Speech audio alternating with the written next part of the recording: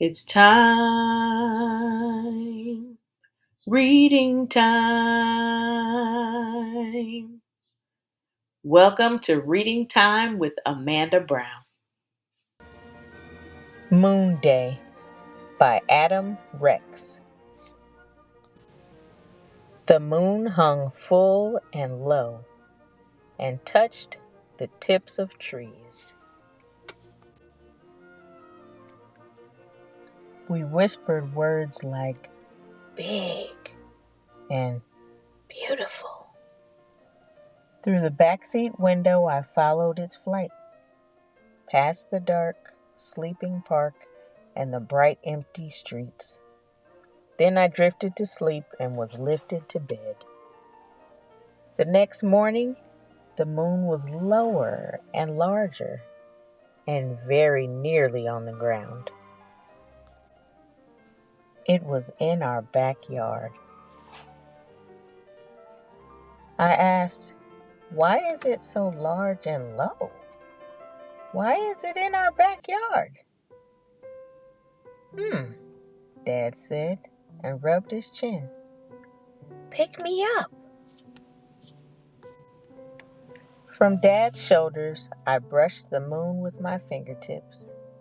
It was chalky and cold. I climbed into a crater. "I'm going to have a look around."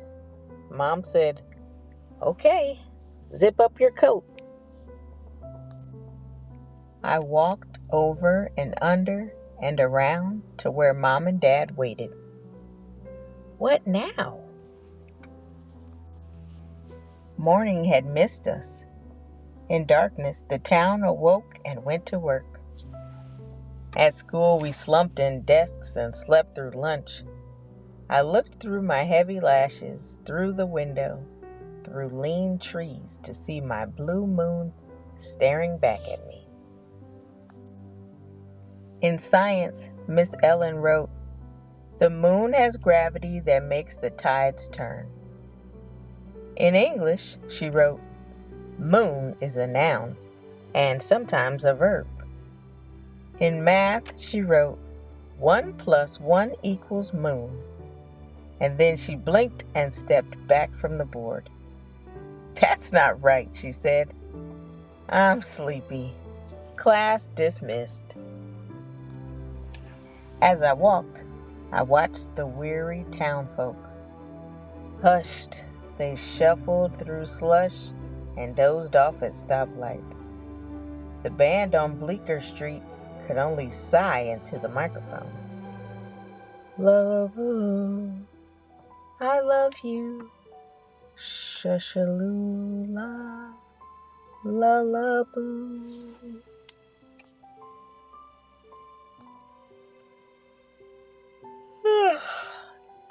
Then I started a yawn that swayed up the block, crossed two policemen, rounded.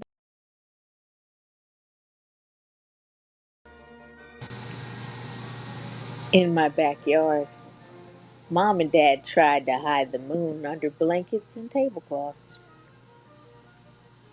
"Hot air balloon?" yawned our neighbor as he leaned over the fence.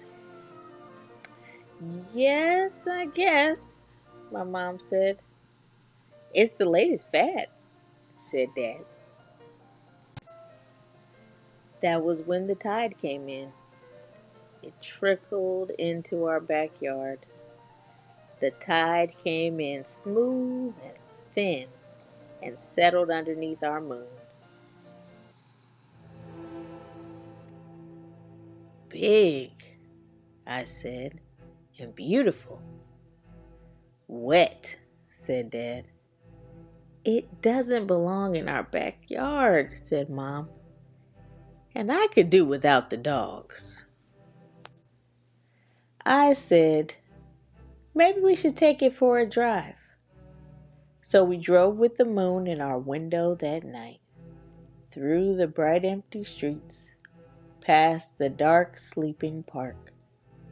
It followed our flight to the top of the hill, where it lit on the tips of the trees. Then I told the moon, "Stay." I told the moon stay as we rumbled away, and it stayed in the sky at the top of the hill and looked smaller and higher the lower we drove. There it goes, I said. There goes the moon, said Dad. There goes our good tablecloth, said Mom. In the purring car, I fell asleep. Dad carried me to bed and said good night. In other towns and neighbors' beds, they said good night, turned off the light, and it was a good night everywhere. Thank you for tuning in to Reading Time with Amanda Brown. I hope that if you enjoyed this story, that you will that you'll share it with somebody else, and that you will become a subscriber to our channel.